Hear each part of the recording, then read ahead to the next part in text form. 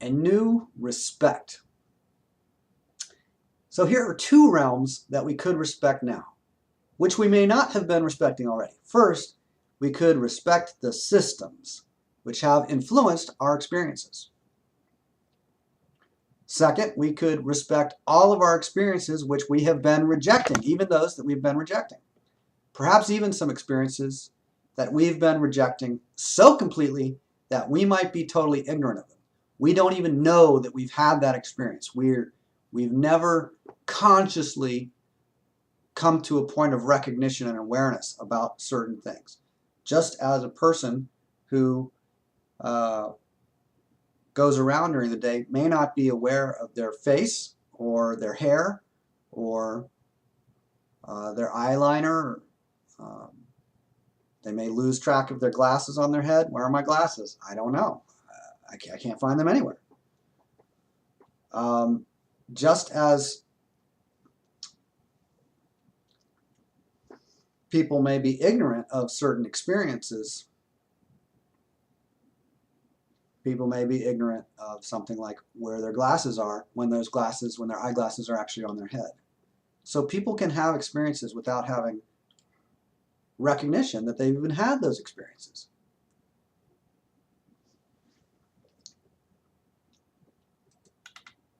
Once we recognize that there are systems that have been influencing us, and we just admit that, we could respect the various systems which have influenced our experiences and continue to do so.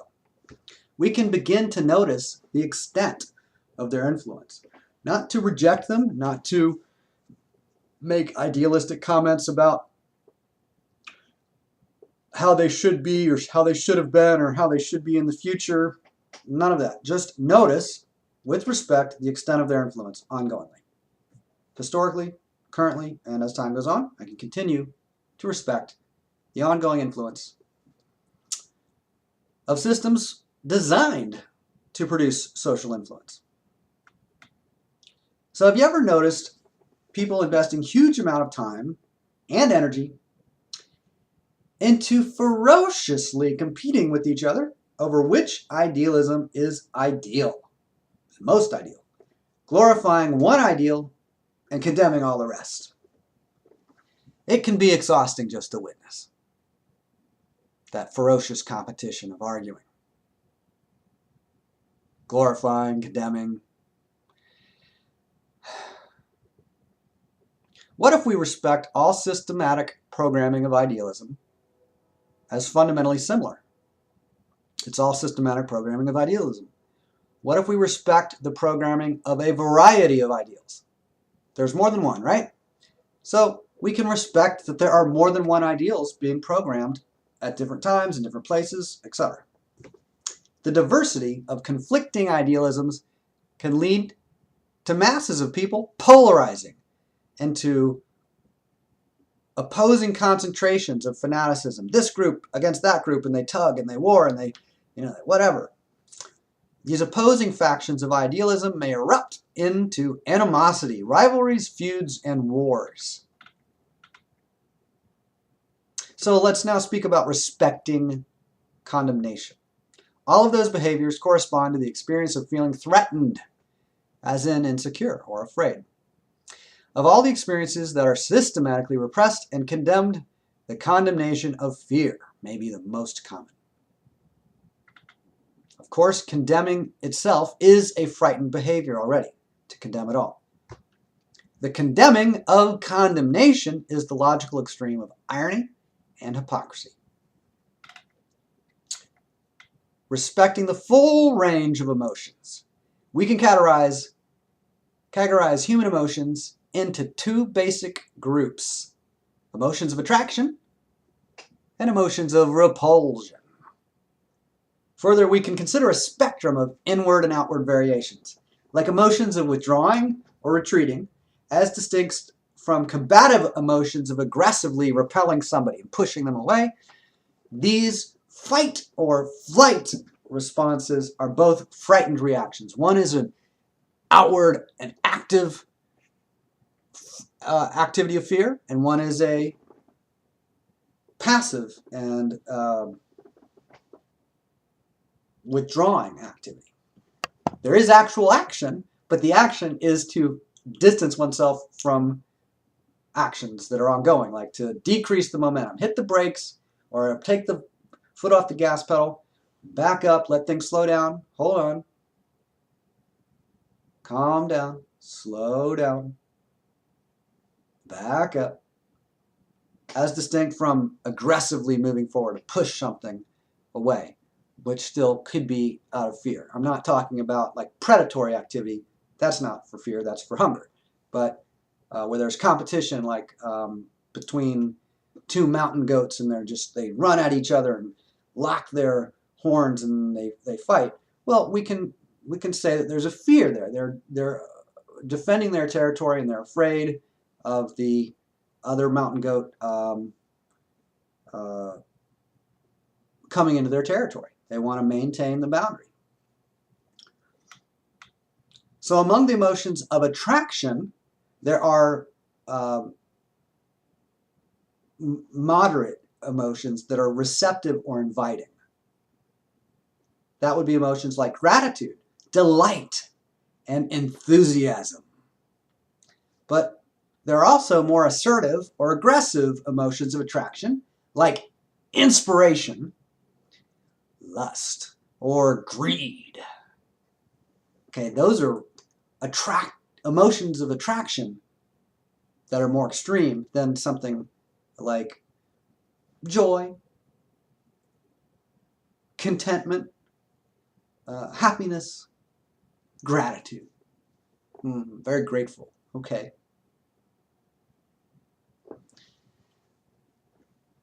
But gratitude is quite moderate relative to inspiration or greed. So some emotions are considered more masculine or more feminine, as well as more encouraged or discouraged by a particular culture or social system. Let's talk about frustration. It's an interesting one. Notice that frustration is one of the most conflicted of emotions. There's something mixed already present when there's frustration. There's an interest in a possible outcome that's being frustrated, then a sense that the possibility of fulfilling that outcome has been frustrated. So there's like a disappointment there. A particular method had been identified in the hope of fulfilling the interest.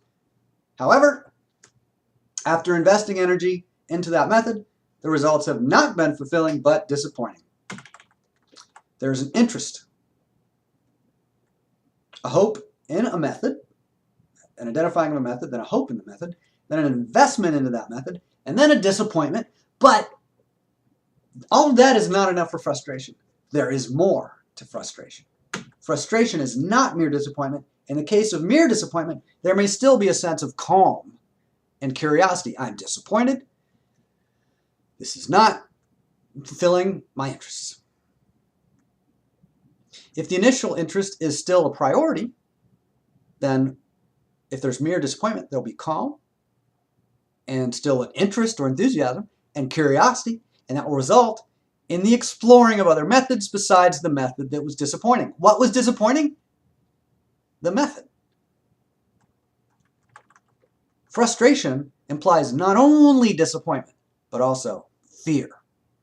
There is a fear of failure present during frustration, a recognition that the interest might not be fulfilled ever.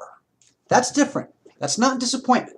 That's like you could say resignation. So resignation or cynicism, these are kinds of frustration. There's a fear about the future that's different from disappointment. However, in addition to the recognition that the recognition that the interest may not be fulfilled in the future, just kind of, I don't want to say resignation, but maybe a sense of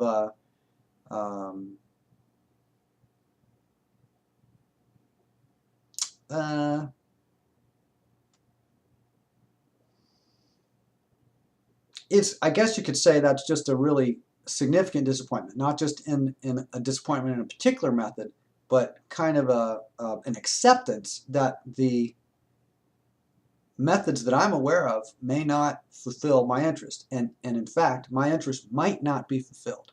That is possible. So that's I'm not calling it resignation, just an acceptance that it's possible that my interests may not be fulfilled. And there could be a fear. When I accept that an interest might not be fulfilled, I could be afraid that that will somehow be unfavorable. And when you add in a little bit of distress, there's got to be a little bit of distress to produce frustration. So you've got all that stuff and some kind of distress. Where is the distress from? If someone's frustrated, they're not just disappointed. They're not just aware that, wow, this may not ever work. There's still a kind of distress.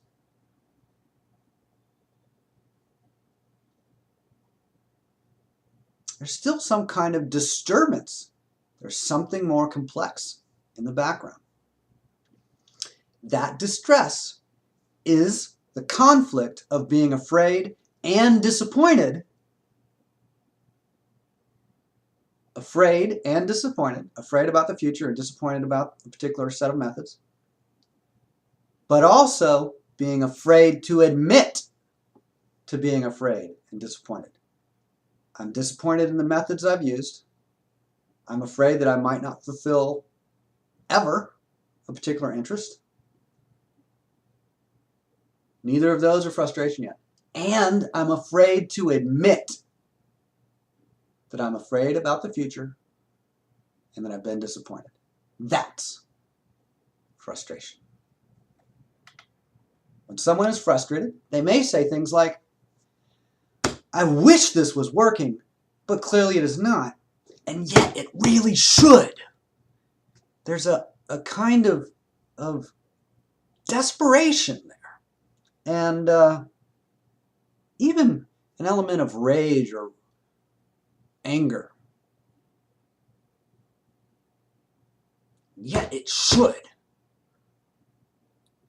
I wish it was working, but clearly it's not. It's very disappointing, and yet it should be working. That's distinct from disappointment. So there's an element of confusion and frustration that's not present in disappointment or fear. So, or mere fear of the future. So I'm disappointed in a method. I'm afraid about the future. Maybe it won't work out. Maybe my interest will never be fulfilled. Okay. And then some kind of confusion. I'm afraid of admitting that I'm afraid about the future and that I'm disappointed in the methods. So I keep doing the methods. Get it? Oh yeah. And there's some background disappointment. There's some background confusion that has me keep doing methods that are clearly not working. I'm naively loyal to methods that are not working. And that's how I get frustrated. So frustration is a signal that I might be naively loyal to a particular method and afraid to admit that. Afraid to admit that something's not working or not working well. Next will be respecting confusion. I will make that into another video. Respecting confusion, right?